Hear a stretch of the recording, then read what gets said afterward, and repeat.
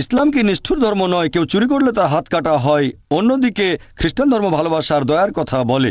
এখানে পবিত্র কোরআনের একটা রেফারেন্স আছে। ভাই, আপনি যে কথাটা বললেন সেটা আছে পবিত্র কোরআনে সূরা মাইদা অধ্যায় 5 আয়াত নম্বর 38। বলা হয়েছে, একজন চোর হোক পুরুষ বা নারী, তার হাত কেটে ফেলো, এটাই আল্লাহ তাআলার পক্ষ থেকে আদর্শ দণ্ড। ইসলাম ধর্মে একটা ফিলোসফি আছে, কেউ চুরি করবে না। খ্রিস্টান ধর্মে একই ব্যাপার আছে। তবে ইসলাম চুরি নিষেধ করার পাশাপাশি আমাদের দেখিয়ে দেয় যে অবস্থা কিভাবে অর্জন করব, যেখানে কোনো মানুষ চুরি করবে না। ইসলাম ধর্মে জাকাত দেওয়ার নিয়ম আছে যে প্রত্যেক ধনী লোক যাদের সঞ্চয় নিসাব লেভেলের উপরে, সেই লোক প্রতি হিজরি সালে তার সঞ্চয় থেকে 2.5% জাকাত হিসেবে দান করে দেবে।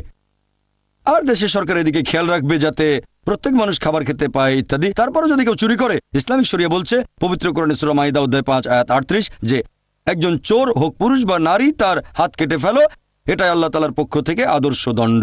লোকে বলতে পারে এটা একটা নিষ্ঠুর আইন, নির্দয় আইন। আমি আপনাদের একটা প্রশ্ন করি যে বর্তমানে আমেরিকা পৃথিবীর মধ্যে সবচেয়ে উন্নত দেশগুলোর একটা। দুর্ভাগ্যের কথা, এখানে অপরাধের মাত্রাটাও অনেক বেশি।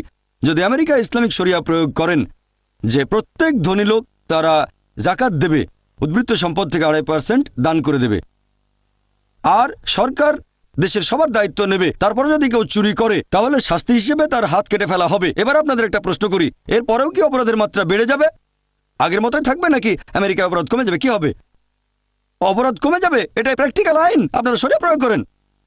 আপনি বললেন খ্রিস্টান ধর্ম দয়ার কথা বলে। হ্যাঁ, এখানে বলা হয়েছে ঈশ্বর দয়াময়। এমনকি কোরআনেও প্রত্যেক সূরার প্রথমে বলা হয়েছে বিসমিল্লাহির রহমানির রহিম, দয়াময় পরম দয়ালু আল্লাহর নামে শুরু করছি। বাইবেলের শাস্তি হিসেবে হাত কেটে ফেলার কথা বলা হয়েছে, আপনারা হয়তো জানেন না। ওল্ড টেস্টামেন্টে বুক অব ডিউটেরোনমি অধ্যায় নম্বর 25 অনুচ্ছেদ 11 ও 12 বলা হয়েছে, যদি দুজন লোক একে অন্যের সাথে ঝগড়া করে, অন্যের সাথে লড়াই করে, আর যদি একজনের স্ত্রী, যে লোকটা অন্যের কাছে হেরে যাচ্ছে, যদি তার স্ত্রী তাকে সাহায্য করে বিরুদ্ধের লোকটাকে হারিয়ে দেওয়ার জন্য, যদি অন্য লোকের যৌনাঙ্গ ধরে, মানে লজ্জাস্থান, বাইবেল বলছে 12 নম্বর অনুচ্ছেদে সেই মহিলার হাত কেটে ফেলা হবে। সেখানে চোখ দিয়েও কোনো দয়া দেখিও না।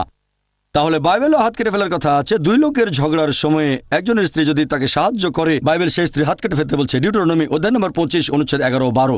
আর ইসলাম দয়া দেখানোর পাশাপাশি ন্যায় বিচারও করে। খেয়াল রাখা হয় যাতে সংশ্লিষ্ট সবাই সুবিচার পায়। যে লোক একটা অপরাধ করেছে সেজন্য শাস্তি পেলে কাজটা কখনো করবে না, আর যার উপরে অপরাধ করা হয়েছে আল্লাহ খেয়াল রেখেছেন সেজন্য সুবিচার পায়।